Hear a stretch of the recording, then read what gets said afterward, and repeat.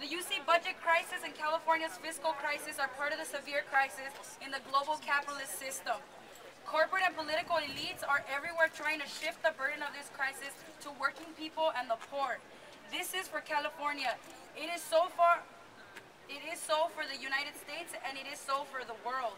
For a long time now, the university, along with the rest of public education, has been subjected to neoliberalization from K to post-grad. The current crisis provides a pretext for accelerating and extending neoliberalism at UCSB, defunding, flexibilization of workers, and so on.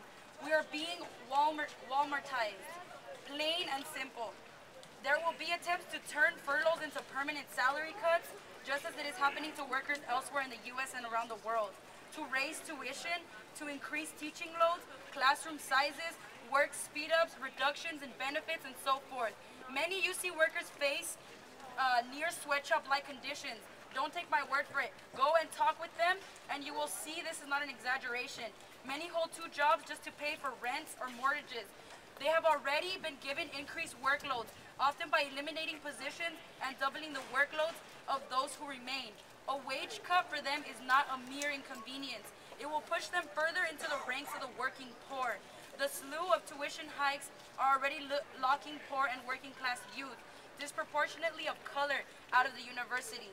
I have students dropping out of my courses because they cannot afford books. Others are on food plans that allow for minimum nourishment. All over the world, people are fighting back, and why shouldn't we? Now, for 4 months later, students and workers all over the UC system are fighting back. Following is a news item on the mass protests that ripped through most UC campuses last week. UCLA, Berkeley, UC Santa Cruz, UC Davis, UC San Francisco, and elsewhere. Peaceably assembled students on these campuses have been tasered, pepper sprayed, and beaten by batons. Where is our voice here at UCSB? Yeah.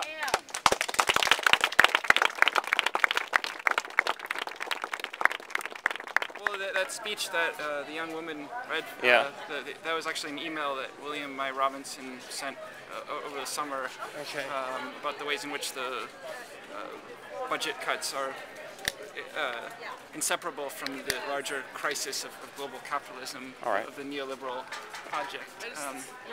It's not just at the state level. She was in the front. Yeah, it's a direct result of the bailouts from last year and misplaced priorities. The fact that we have the exploded military budget.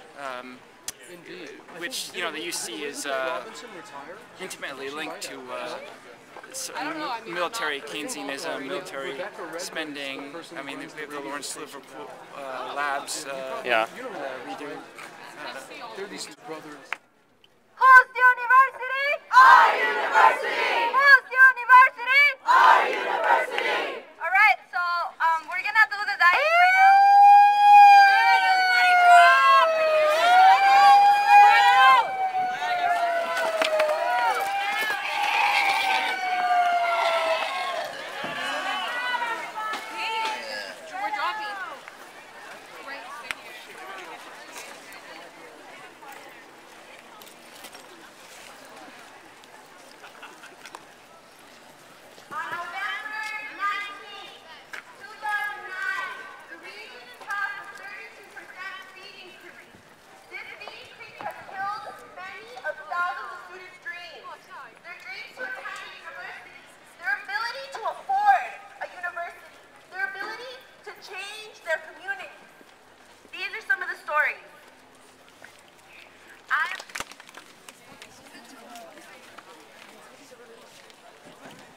My father, a graduate from the University of Baghdad, Iran, came to the United States of America to avoid the draft that came with the Iran-Iran war. My father sought refuge in the very country that had perpetrated and encouraged Saddam's preemptive strike on Iran, the draft then ensuing. My mother and her family were exiled for their ancestral ties to Iran. Again, they sought refuge in the U.S. to avoid execution by the then U.S.-backed Saddam Hussein. Saddam Hussein's brutal dictatorship of Iraq, I became further frustrated as I learned of the U.S. complicity in the massacre of Shia and Kurds by Saddam. My frustrations were anything but alleviated as I was asked time and time again to appreciate my significantly privileged position. I was expected to thank the U.S. government for allowing my family to escape a situation that the same government, the U.S. government, created. I was expected to maintain silence and withhold my anger as the U.S. continued a 12-year sanction in Iraq that had led to 500,000 Iraqi children dead and Saddam on his throne intact. In 2003 until now, I'm expected to thank the U.S. government for removing a dictator initially put in power by a coup financed by President Kennedy. I was expected to sit quietly and thank the U.S. government for allowing my parents to come here and provide me with a better life and the opportunity of entrance into prestigious universities. The higher educational institution here in the United States cannot be found in many parts of the world. Though before the U.S. laid sanctions on Iraq, the University of Baghdad was one of the best universities in the region and also happened to be completely free. At this point, this testimony may seem irrelevant to our dying here today. My point is this: they are killing me here and they are killing me there. They, being parasitic capitalists acting on self-interest, putting profit over people, profit over public education.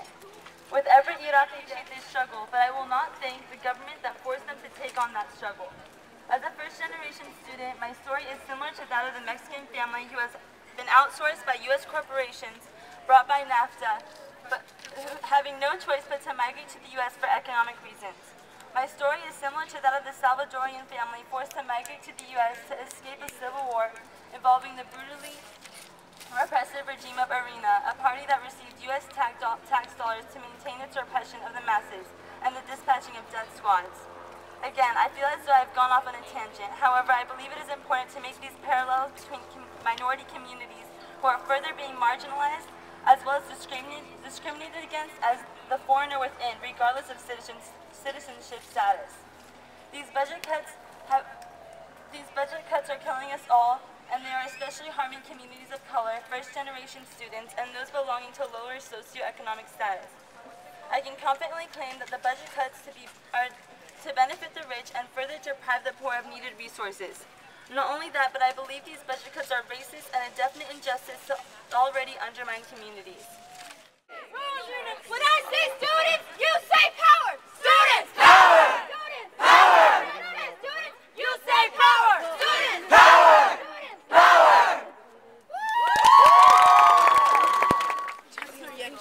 Y'all, so you might be asking, what do we do next? How do we figure out how we can make a difference in how decisions are being made about our university, right? How do we get the administration to understand that we don't want explanations about how financial aid is going to give us a little bit more money to cover part of the fee increases? We're not interested in that information. What we want to know is, how are they going to get to commit to this university being a public university? How are they going to make that happen? They're not. And we believe that the way that we make this our university is for the students to come together and come up with a solution. No, it is not on their backs, because it is our education. And we are the ones that they're making pay for that education. So we need to make the power to be able to change things to the way that we need them to be. And so I would like to suggest that we start our People's Assembly right now and start to think about, what do the people around here right now, there's 100 people here right now. What do we want to talk about? What do we need? What do we want the university to do? What do we envision the university to do? So if we can start that process, we can show them we're not just 10 people, we're not just 50 people, we're not just 100 people. This is all the university coming together saying, we're workers, we're students, we're teachers, we are your TAs, we are everybody in the university, and we need to make this work for us.